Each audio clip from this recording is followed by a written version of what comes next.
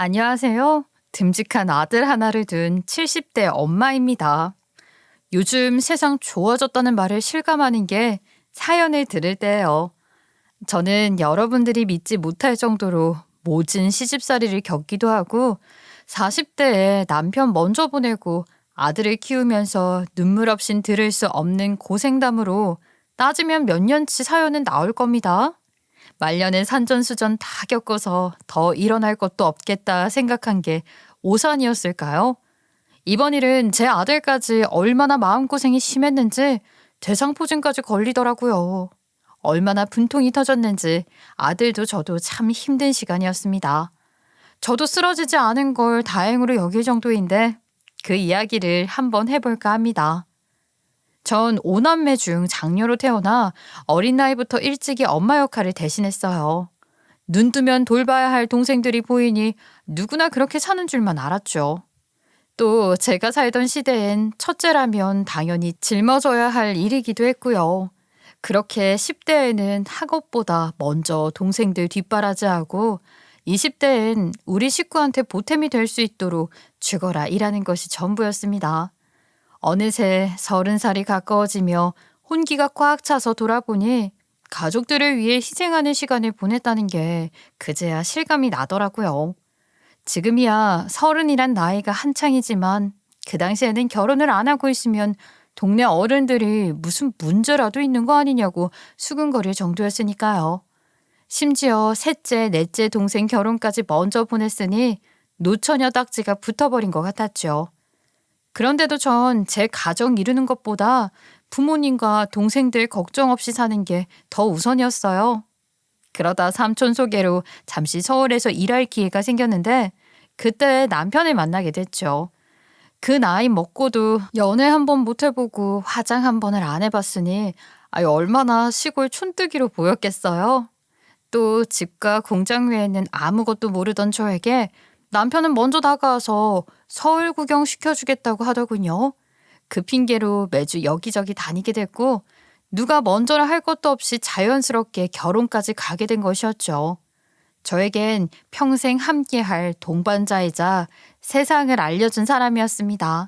하지만 행복한 결혼 생활은 아주 잠깐이었고 제 아들이 태어남과 동시에 끝나버렸습니다. 유독 아들이 병치레가 잦아서 병원 가는 날이 많았는데 시부모님은 그 원인이 공장에서 일한 제 탓이라며 병균 덩어리처럼 보기 시작하더라고요. 그때부터 아들 한번 제품에 안아보진 못하고 모진 시집살이를 매일 겪어내야만 했고 나중에 볼이 패일 정도로 살이 빠진 제 모습을 본 남편이 새벽에 짐을 싸더니 여길 떠나자고 하더라고요. 그렇다고 생판 모르는 곳을 갈 수도 없고 저는 다시 고향으로 올 수밖에 없었습니다. 그리고 남편은 본인이 하던 업을 그대로 이어갈 수가 없게 되자 제가 다녔던 공장에서 일을 시작하게 됐고 성실하게 다니던 남편은 하루아침에 공장에서 벌어진 사고로 목숨을 잃게 되었어요. 아들 하나 남겨놓고 갑자기 떠난 것도 힘든데 시부모님은 아들까지 잡아먹었다면서 모든 걸 제 탓으로 몰아가더라고요. 저도 그 말을 귀에 딱지가 나도록 들었더니 저만 만나지 않았으면 이런 일이 없었겠다는 생각이 들어 미안하단 말밖에 할 수가 없었어요. 결국 아이 키울 돈 한 푼도 받지 못한 채 시부모님과는 영영 인연을 끊게 됐어요. 전 그때부터 모든 걸 제 힘으로 해내야만 했습니다. 동생들도 십시일반 돈을 모아주기는 했지만 커가는 아들을 보고 있으니 제가 아무리 배운 게 없어도 뭐든 시작해야겠더라고요. 그래도 몸 써서 하는 일이라면 정말 안 해본 게 없다고 할 만큼 가리지 않고 했고 아이 둘러엎고 집에서도 쉬지 않고 부업까지 했어요. 다행히 어려운 환경 속에서도 잘 자라준 아들은 저에게 크는 내내 왜 아빠가 없는지 묻지도 않고 오히려 저에게 힘이 돼주려고 애를 쓰더라고요. 전 그런 아들을 보면서 신이 행복 하나는 남겨주고 갔구나 생각했습니다. 엄마 기억나요? 나 꼬맹이 때 떡국 10그릇 먹다가 배탈 났었잖아. 그때 배 터질 것 같은데도 계속 먹었던 이유가 떡국 먹는 게 나이 1살 더 먹는 거라고 할머니가 알려주셨거든요. 어린 생각에 많이 먹고 일어나면 어른 되는 줄 알았지. 그럼 우리 엄마 고생 안 시킬 수도 있으니까. 참, 그때부터 넌 엄마 생각을 그렇게 했어. 고맙게. 너 키우면서 힘든 적은 없었는데 미안한 건 너무 많았어. 그 어린 게 뭐 사달라고도 안 하고 아빠 없냐고 묻지도 않고. 괜히 아빠 이야기하면 엄마가 속상할까 봐. 엄마는 첫째로 태어나 어쩔 수 없었지만 넌 절대 엄마처럼 살지 마. 어? 아유, 엄마가 어때서 엄마처럼 살지 말라니? 네 인생을 살라는 거야. 엄마 고생 안 시키려고 희생할 생각 같은 거 하지 말고 네가 행복한 길로 가라고. 너 엄마 때문에 살면 나중에 돌아봤을 때 후회밖에 안 남아. 그때 가서 누굴 탓할 거야? 아예 알았어요. 엄마가 무슨 말을 하는지 나도 아니까 걱정 마세요. 이렇듯 아들은 제가 한마디 하면 척 알아듣고 잘 따랐죠. 취업도 제가 묻기도 전에 붙어서 오더라고요. 어릴 때부터 그랬지만 손 한 번 안 가게 하는 아들이 듬직하기도 하고 또 어릴 때 저를 보는 것 같아 치근한 마음도 있었어요. 그리고 아들이 무심하게 인사시켜준 아가씨를 보며 예비 며느리가 될 사람이구나 직감을 했죠. 짧게 인사만 나눴지만 첫 만남에서부터 우리 식구가 될 것 같은 느낌이 강하게 들더라고요. 그리고 아들에게 들은 대로 속이 참 깊은 아이더라고요. 예비 며느리 집안은 어릴 때 부모님의 사업 실패를 크게 겪고 반지하방에서부터 고생하며 살았다고 하더군요. 그 고생이 남아있어서인지 콩 한쪽도 나눠 먹는 게 당연하다고 생각했고 가족을 위한 마음도 극진하더라고요. 우리 아들이 나한테 자기랑 생각하는 게 똑같은 사람을 만나서 싸움 한 번을 한 적이 없다고 신기하다고 하더니 아이 정말 그런 것 같구나. 요새 이렇게 가족 생각하는 사람이 잘 없는데 말이야. 아직도 비 줄줄 새는 집에서 온 가족이 오들오들 떨던 기억이 생생해요. 그런데도 부모님이 저 대학 보내겠다고 등록금 마련해 놓은 걸 보면서 커서 꼭 보답해야겠다는 생각밖에 안 했어요. 그 사람도 저도 부모님이 얼마나 힘들게 키워주셨는지 아니까 잘하고 싶단 마음이 큰 것 같아요. 사돈 어른도 참 고생 많으셨네. 아이, 그래. 부모 마음은 다 똑같은 거다. 나는 쫄쫄 굶더라도 내 새끼는 배부르게 해주고 싶고 먹는 것만 봐도 배부르단 말이 있잖니. 너희가 그런 마음을 한다니 기특하고 고맙다. 정말로. 이제 어머니도 저희 둘 믿고 의지해 주셨으면 좋겠어요. 그리고 결혼도 저희가 다 알아서 할 테니까 마음 놓으시고요. 아들 말처럼 가족 생각하는 게 특히 닮았더라고요. 흡족한 미소를 지으며 며느리와 헤어지고 두 사람의 결혼 준비를 가만히 지켜보고 있었죠. 그런데 가만히 얘기해 듣다 보니까 딱 하나 걸리는 게 있더라고요. 둘 다 직장이 멀지 않은 곳으로 집을 얻었다고 했는데 굳이 비싼 외제차를 구매하려고 하는 겁니다. 그것도 아들이 타던 멀쩡한 차까지 팔아가면서 말이죠. 결혼 준비에 괜히 어른들이 나서서 방해만 될까 싶어 둘이 준비하게 비켜나 있으려고 했는데 그 부분은 도통 이해가 되질 않아서 아들에게 물었어요. 아유, 언뜻 들어보니까 외제차를 새로 사는 것 같던데 그게 꼭 필요해? 네 차가 국산차긴 해도 없는 것도 아닌데 살 필요가 있어? 아, 혜영이 회사에 집안 좋은 애들이 많다 보니 그런 게 중요하대요. 시집 잘 갔다는 이야기 듣고 싶다고 그래서요. 우리 형편에 좀 과하긴 하지만 일단 타던 차 팔고 신혼대출이랑 받으니까 해주려고요. 차만 좋은 거 타면 시집 잘 간다는 소리 듣는다니. 아이, 그런 이야기 무시해버리면 그만이지. 엄마 생각엔 그 돈으로 집에 좀 더 투자하면 좋겠는데 외제차는 그 유지비도 많이 든다잖아. 아이, 그렇긴 한데 혜영이 소원이라고. 결혼 전부터 그래서. 저도 이 기회에 좋은 차 한번 타보죠 뭐. 걱정 안 하셔도 돼요. 그리고 이 문제는 저하고만 얘기하는 게 좋을 것 같아요. 안 그래도 혜영이가 엄마한테 눈치 보인다고 하더라고요. 아유, 눈치는 무슨. 둘이 어련히 잘할까. 솔직히 너희들이 도움 안 받겠다고 너무 단호하게 하니까 뭐 하나 해주고 싶은데도 말 꺼내기도 어렵고 걱정되는 게 생겨서 묻고 싶어도 참견하는 것 같아서 그렇다. 여태 이렇게 잘 키워주셨으면 됐죠. 결혼까지 빚을 지게 만들 수는 없어요. 엄마는 그냥 우리 둘이 잘 사는 거 보면서 편하게 효도 받으시면 돼요.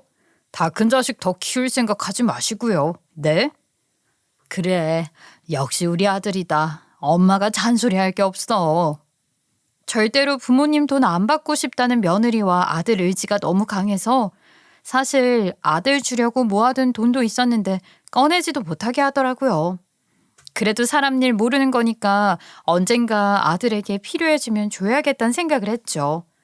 그렇게 결혼식을 마치고 난 뒤 조금 의문스러운 게 있었습니다. 한 번도 새로 산 차를 타고 집에 오는 법이 없더라고요.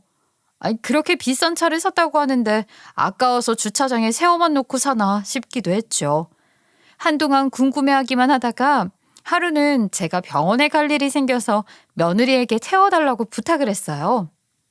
예, 내가 다니는 병원이 너무 멀어서 그런데 말이다. 이번 주말 하루만 좀 도와주지 않을래?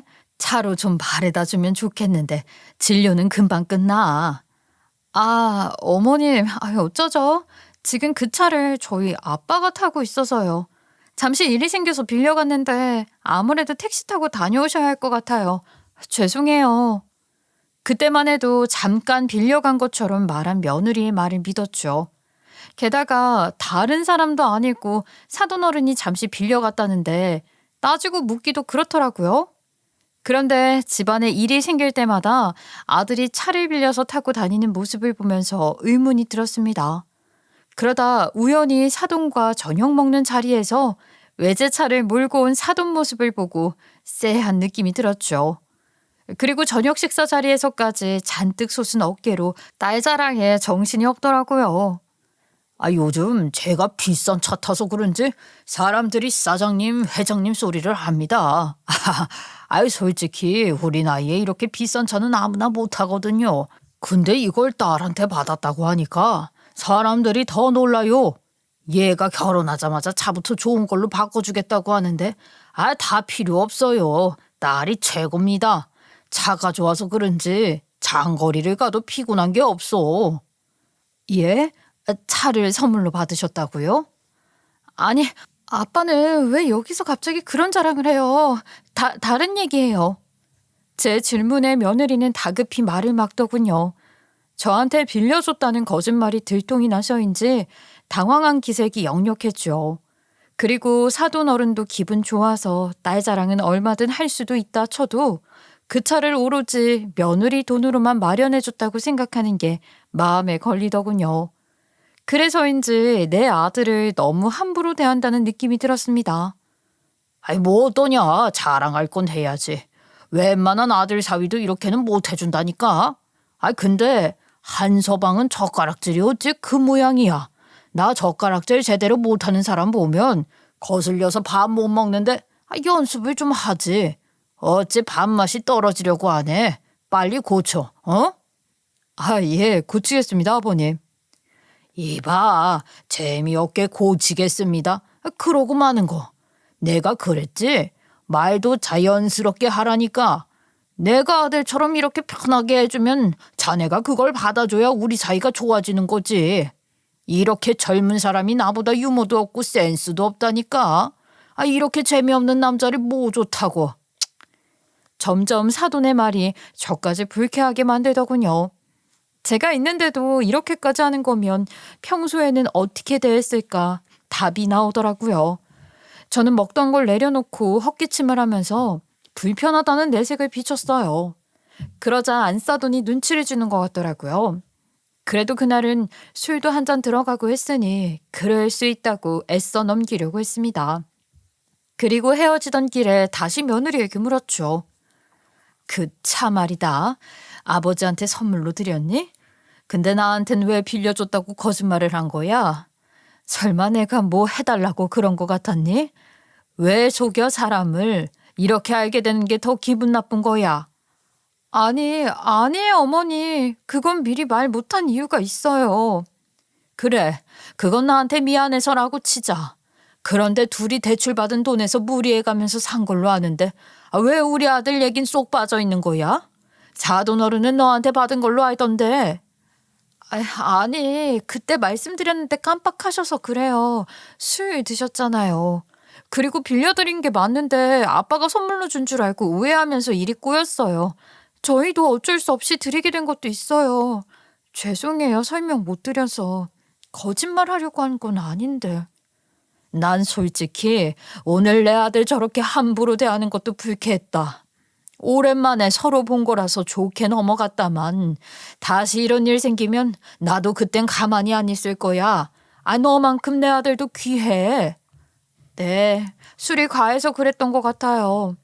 근데 아빠가 그 일을 아들처럼 좋아하거든요. 편하게 지내시려고 노력하시는 건데. 앞으로는 오늘 같은 일 없도록 하겠습니다. 제가 중간에서 더 신경 쓸게요. 그래도 바로 인정하고 사과하는 며느리를 보면서 더는 이런 일이 없을 거로 생각했습니다. 그런데 그 일이 있고 얼마 안 가서 걱정이 많아진 아들의 모습을 다시 보게 되었죠. 명절날 집에 온 아들과 며느리가 제가 장 보러 갔다 온 사이 도착해 있었고 둘이 언성을 높이며 싸우고 있더라고요. 둘이 신혼 때도 이 정도로 다투는 모습을 본 적이 없었는데 내심 걱정이 되더라고요. 아니, 내가 언제 효도하지 말라고 했어? 그 뜻이 아니잖아. 그게 그 말이지. 우리 부모님께 들어가는 돈 아깝단 거잖아. 왜? 돈 좀 들어가니까 갑자기 생각이 달라져? 당신은 왜 나를 불효녀로 만들려고 하는데? 나 우리 부모님께 그런 딸 되기 싫어. 효도가 무조건 돈으로 하는 건 줄 알아? 우리 형편에 자꾸 이런 식으로 무리해서 하다가 나중에 힘들어지면 그땐 어쩔 거야. 결국 손 벌려야 돼. 뭐 집값이라도 썼어? 우리 엄마 해외 나가본 적 없어서 우리 신혼여행 가는 걸 그렇게 부러워하더라. 당신은 이런 말 들으면 안쓰럽지도 않아? 사람이 왜 이렇게 독해? 그리고 해외여행에 이 정도는 기본으로 들어. 아니, 왜 해외여행 가는데 명품 가방을 사고 피부과를 끊는데? 호텔밥은 뭐고? 이번 달 카드값이 얼만 줄은 알아? 1,000이 넘어. 우리 이제 집 마련해야 할 때라고 아껴 쓰자고 말했잖아. 대출 이자에 원금 생활비까지 있는데 이걸 어떻게 갚냐고? 순간 아들 입에서 나온 카드값에 입이 떡 벌어지더군요. 적금 든 거 깨. 그런 돈 이럴 때 쓰라고 있는 거지. 우리 결혼 전에 부모님께 효도하는 돈은 아끼지 말자고 약속했잖아. 남자가 한 입으로 두 말하고 없어 보이게. 그 약속은 양가 부모님 잘 챙기자는 뜻이었지. 이렇게 이기적으로 당신 식구들만 챙기는 게 아니라고. 우리 엄마도 해외 나가본 적 없어. 근데 장인 장모님 선물이랍시고 비싼 차부터 시작해서 온갖 걸 챙겨줄 때 우리 엄마한테 선물 한번 사다 준 적은 있냐고. 내가 왜 어머니까지 챙겨. 당신이 죽은 것도 아니고 당신이 하면 되지? 뭐? 그게 할 소리야? 오늘도 그래. 우리 엄마한테 딸랑 과일 바구니 하나가 끝이지? 당신 집에는 한우며 선물까지 따로 다 준비해놓고 아버님 차로는 부족했어? 그것도 당신이 나한테 거짓말해서 받아간 거잖아. 와, 정말 무섭다 당신. 사람들이 당신 두 얼굴인 거 아무도 모르지. 그깟 선물 더 챙겨준 걸로 쪼잔하게 계산하고 있었어? 그리고 차는 내가 타고 싶었는데 어쩔 수 없었다고 했지. 어차피 어머님은 혼자고 우리 부모님은 두 분이니까 뭐든 더 갈 수밖에 없잖아. 내가 이런 것까지 설명하고 앉았네? 어지간히 생색낸다. 생색? 누가? 우리도 계획이란 게 있잖아. 이게 지금 몇 번째야? 잔뜩 날선 목소리에 저도 한참을 집에 못 들어가고 밖에서 서성이게 되더군요. 괜히 이럴 때 끼어들었다간 골만 더 깊어지게 만들지 모른다는 생각에 아무것도 모르는 척하며 다시 집안에 들어섰습니다. 그리고 정신없이 음식을 만들면서도 아들과 며느리 눈치를 살피느라 바빴죠. 늦은 저녁 혼자 나가서 담배를 태우는 아들을 보니 어떻게 아들에게 뭐라도 도움을 줄 수 있을까 그 생각만 들더라고요. 결혼 때도 그렇고 여태 크면서 재속 썩이지 않으려고 기를 쓰고 산 애였으니까요. 그리고 금방 카드값을 들어선지 버겁게 그걸 갚을 생각에 애가 타더라고요. 어릴 때부터 계획 하나 어긋나지 않게 딱 목표 세우고 살던 애가 이런 일이 터지니까 오죽 힘들까 싶었죠. 저는 몇 주 뒤 아들에게 30년간 모은 적금을 건넸습니다.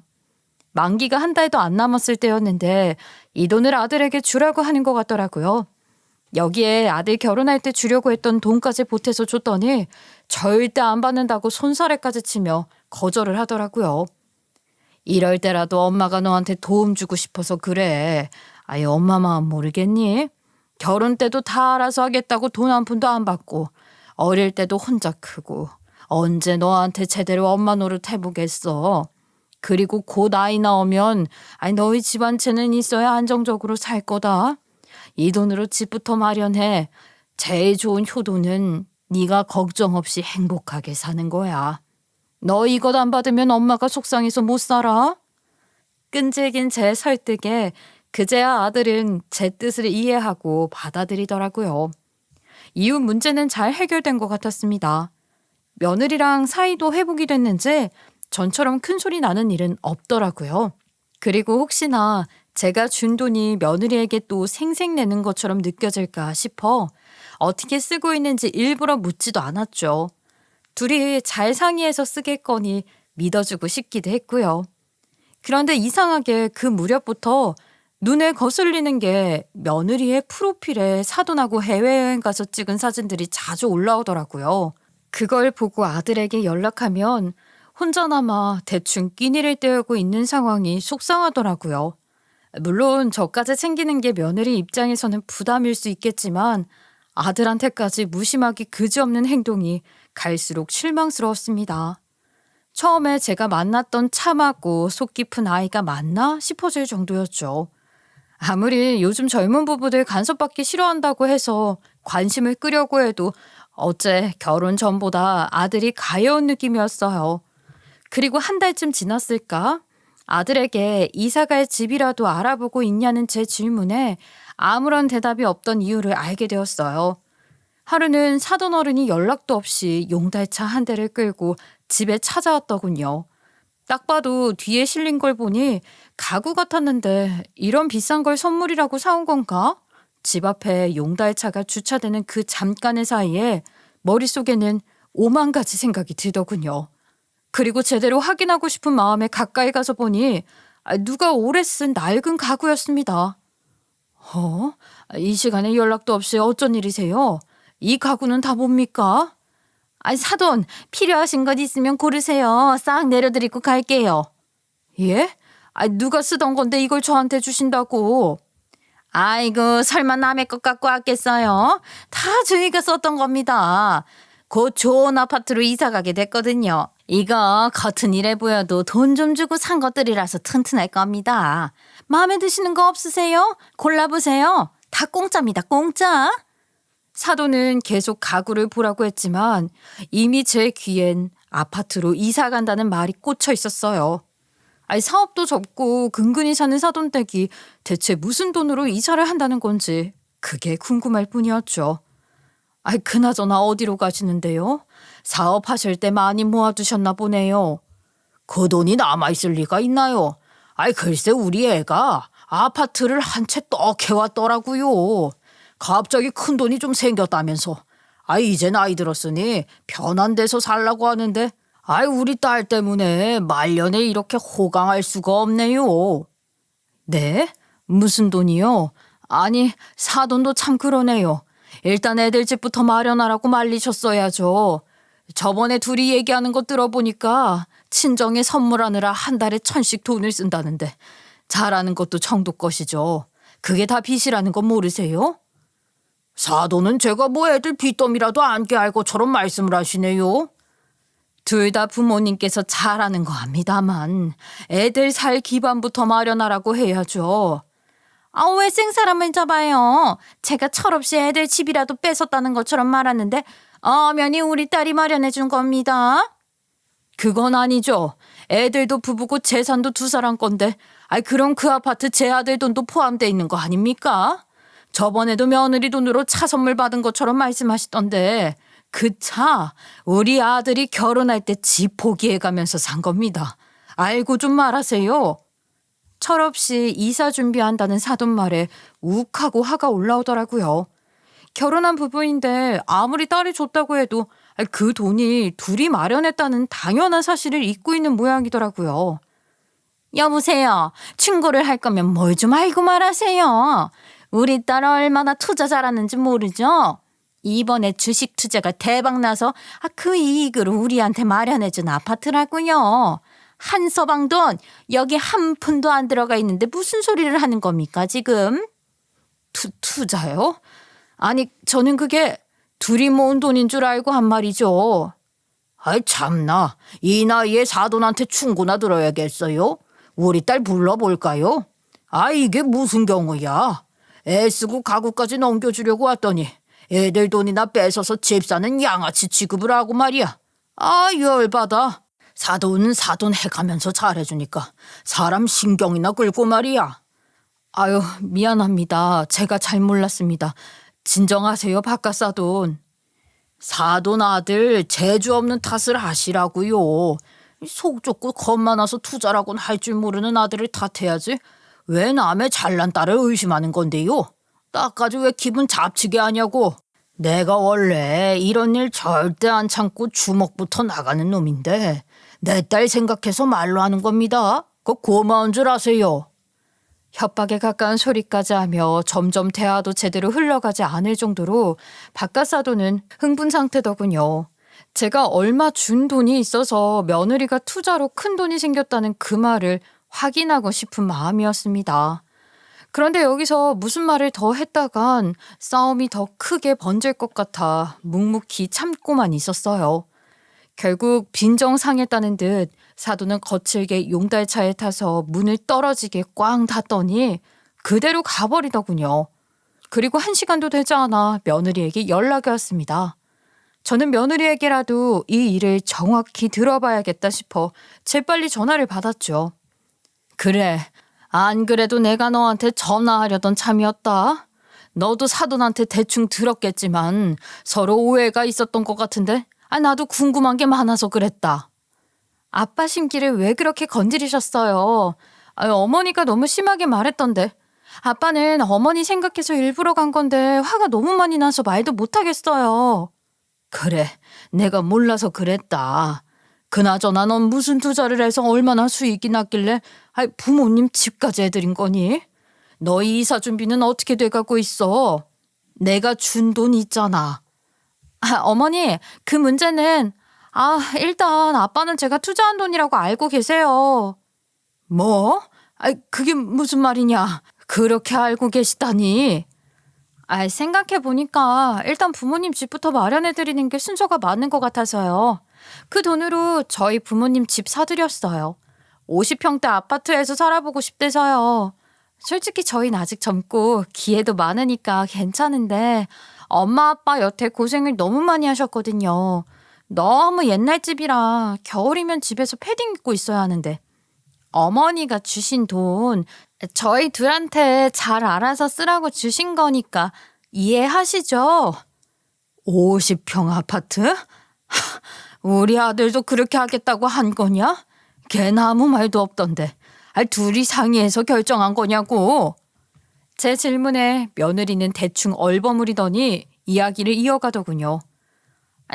그래도 어머님 집은 괜찮잖아요. 오래되긴 했어도 그만하면 혼자 지내시는데 아무 문제 없지 않아요? 왠지 아파트도 안 좋아하실 것 같은데 마당 있는 집 좋아하시잖아요.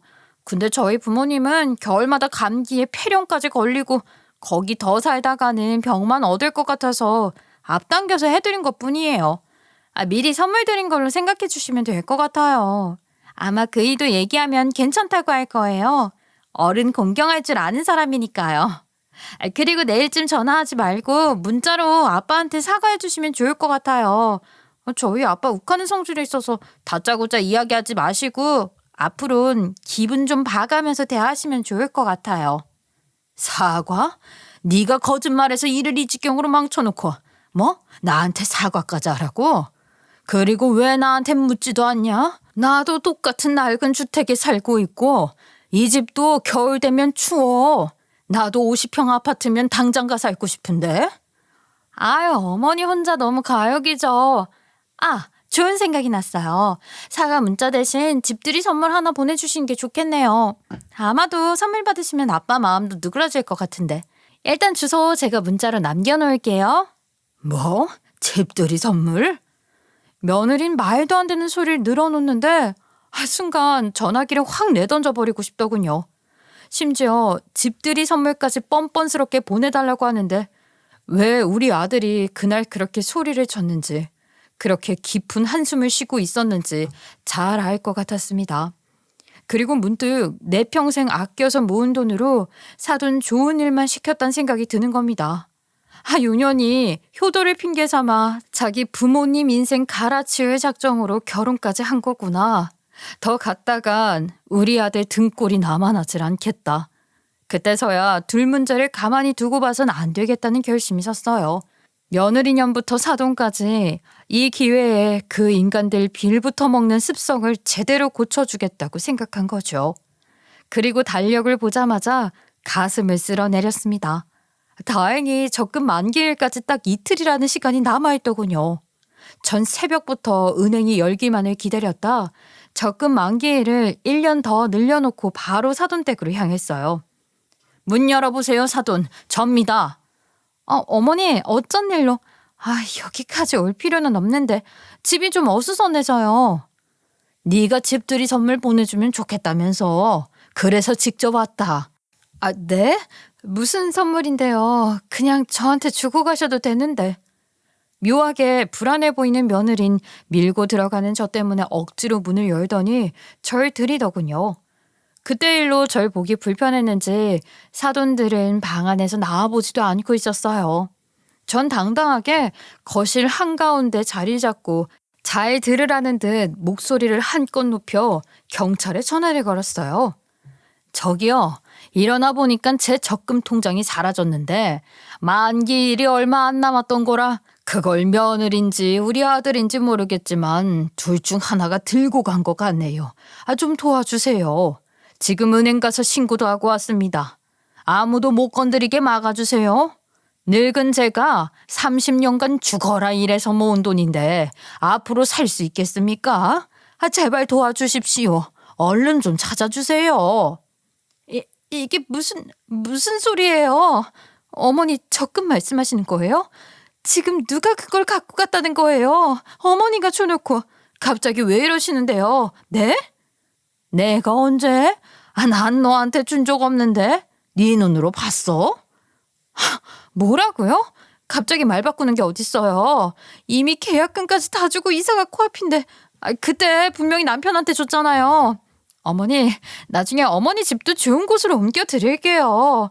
그때 다 설명했잖아요. 저희 부모님께 먼저 드린 것뿐이고 나중에. 어느 세월에 널 어떻게 믿고? 오로지 머릿속에 네 부모님만 들어있는 거 모를 줄 아니?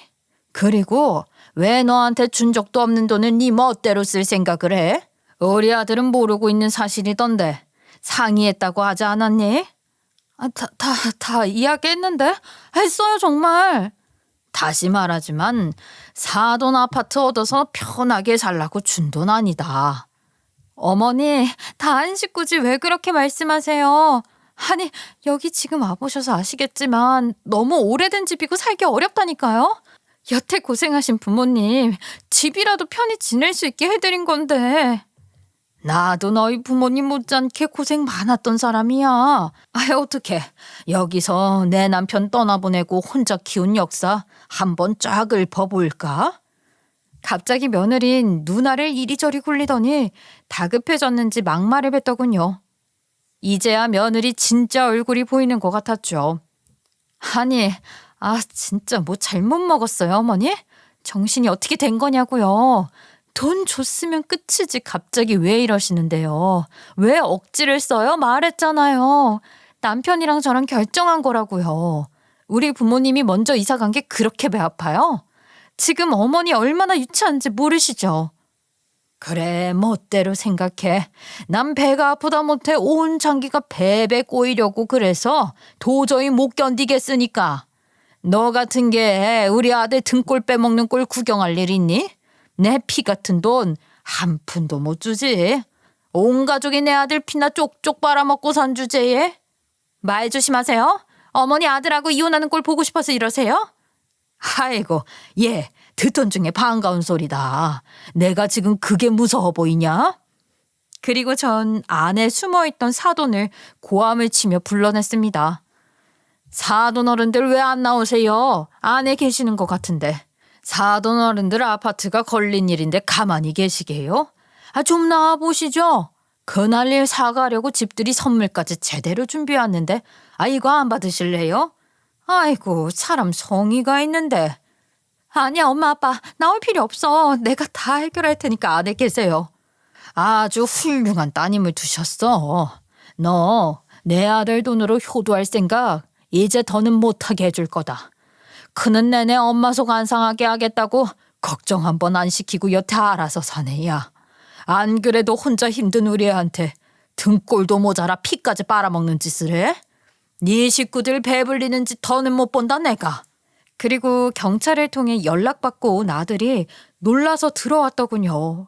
전 아들을 보니 눈물이 핑 돌 것 같았습니다. 내 손으로 우리 아들 가정을 깨놓겠구나 하는 생각이 들더라고요. 그래도 며느리 앞에서 흔들림 없는 모습을 보이기 위해 견뎠습니다. 어머니가 우리 신고했다니까? 당신하고 나를 도둑으로 몰았어. 엄마가 어쩔 수 없었다. 이렇게밖에 방법이 없었어.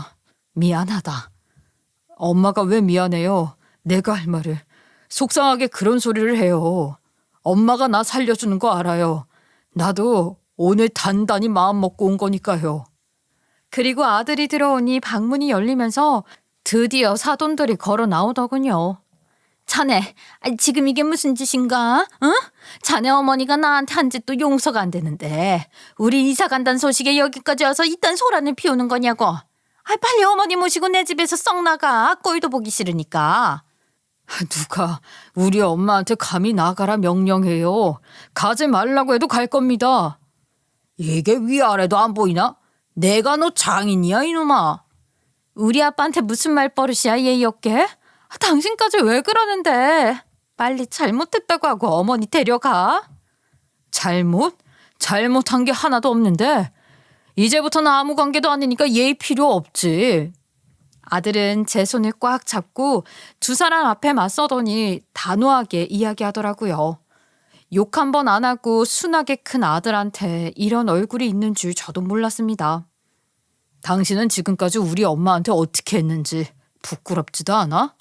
내가 괜찮다고 하니까 어디까지 갈 수 있나 시험했어. 그게 우리 엄마가 어떻게 모은 돈인데. 경고했지. 함부로 건드릴 생각 말라고. 그런데 상의도 없이 아파트를 넘기려고 했어? 아니 말하려고 했는데 그게 시간이 우리가 나중에 살아도 되고. 네 엄마 아빠한테 비싼 외제차 쉽게 넘기고 나니까 그런 식으로 다 넘어가면 될 줄 알았지? 매달 너희 식구한테 들어간 돈 하나도 아깝지 않았어. 내 가족이라고 생각했으니까. 근데 넌 끝까지 우리 엄마한테 한 번도 진심으로 며느리 노릇을 안 하더라. 그랬으면 내가 이렇게 끝내진 않았을 거야. 그래서 이번엔 나도 절대 안 넘어가. 그래서 이대로 끝내자고? 안 넘어가면 어쩔 건데. 다 원점으로 돌려놔야지. 뭐? 그건 내일이 이사인데 우리 부모님 길바닥에 내물셈이야? 가구까지 다 샀단 말이야. 당신답지 않게 왜 이러는데. 당신이 그렇게 말한 효도가 이런 거냐고. 배응망덕한 짓이 어딨어? 나도 다 계획이 있어서 그랬던 거라니까. 그것도 못 기다려? 무슨 소리냐? 길바닥으로 내물다니. 설마 이놈한테 돈 전부 맡겨둔 거야? 아이고, 맡기기는 내 돈입니다, 내 돈. 그 말에 아들과 전 콧방귀를 뀌고 한심하단 표정으로 바라봤죠. 정말 아무것도 모르시는 것 같아서 알려드리는데요. 그렇게 자랑스러워하는 딸 모아놓은 돈 한 푼 없더라고요. 그것도 비밀로 한 건데 모르셨죠? 제 돈 아니었으면 물 한 잔도 못 사드셨다고요. 결혼 전부터 비싼 외제차 사달라고 하도 졸라서 사줬더니 그것도 자기 돈으로 샀다고 속인 거였더라고요. 네, 다 알았지만 눈 감고 넘어갔어요. 지금껏 저랑 비슷하게 살아왔고 부모님 위하는 마음이 커서 그렇다고 생각했으니까요. 근데 사람을 잘못 본 것 같네요. 너 이놈 말이 사실이야? 너 그거 주식 투자해서 이익 봤다고 그랬잖아. 아니 아빠, 그게 실은. 아직 상황 파악이 안 되는 모양인 것 같은데 똑똑히 들으세요. 내 아들 아니었으면 이렇게 편하게 못 살았어. 당신 가족들 전부 내 아들 등에 빨대 꽂아 먹고 산 거야. 근데 고맙다는 인사는커녕 뭐 더 빼낼 생각을 해? 어디 귀한 내 자식을 함부로 대하고 있어 이것들이. 내가 어떻게 키웠는데. 껍데기뿐인 당신 딸 환불하고 갈 테니까 잘 키워보세요 어디 한번. 두 사람은 망연자실한 얼굴로 서 있었고 아들은 제 팔을 잡더니 이제 나가자는 신호를 주더군요.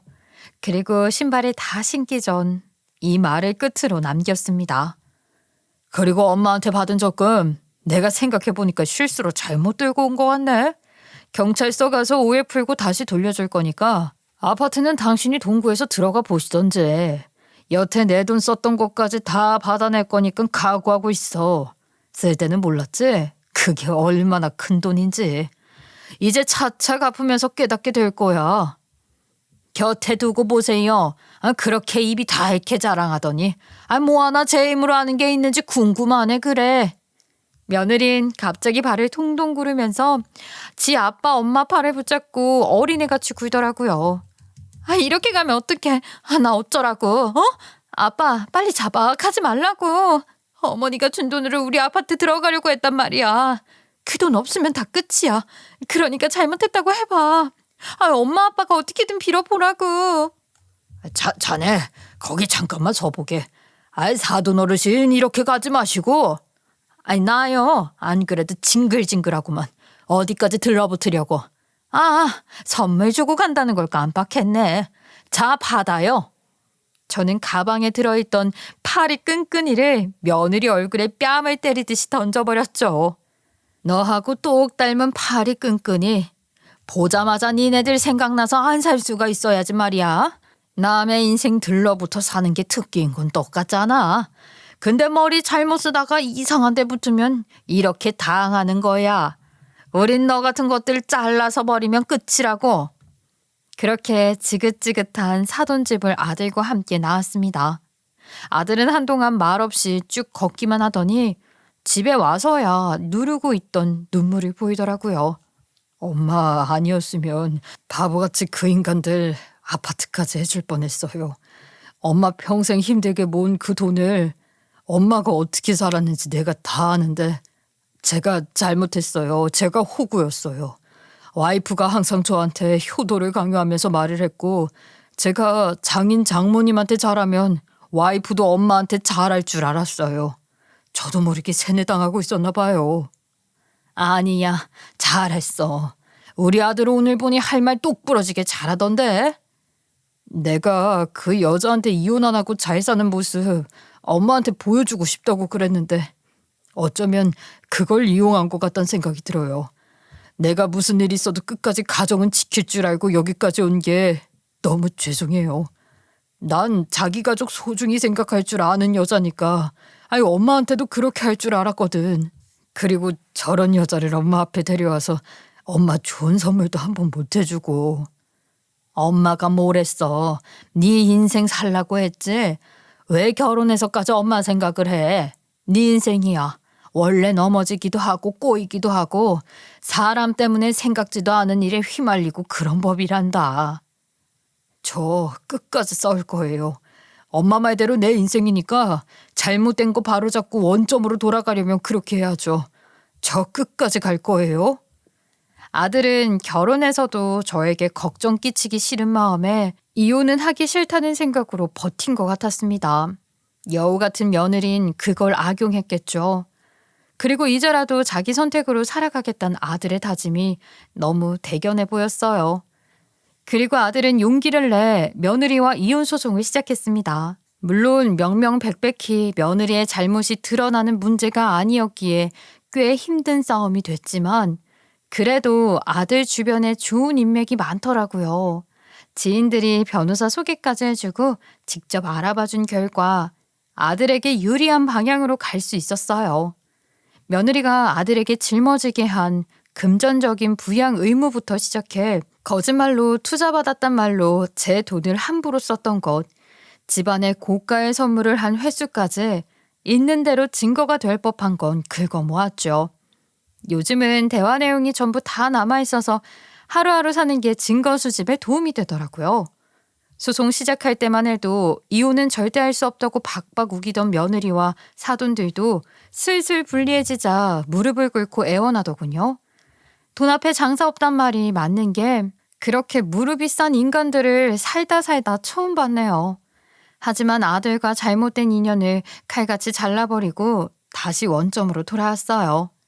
그리고 결국 아파트에 돈이 없어 들어갈 수 없었던 인간들은 거지 같은 그 집에 할부로 잔 가구를 집이 터져나가게 놓고 살다가 나중엔 이름도 모르는 어느 시골로 내려갔다는데 속이 다 시원하더라고요.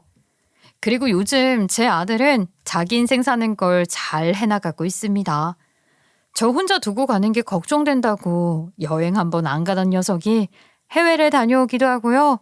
제가 장시간 비행을 못해서 먼 곳은 가기 힘들지만 조만간 가까운 나라로 같이 떠날 계획도 세우고 있습니다.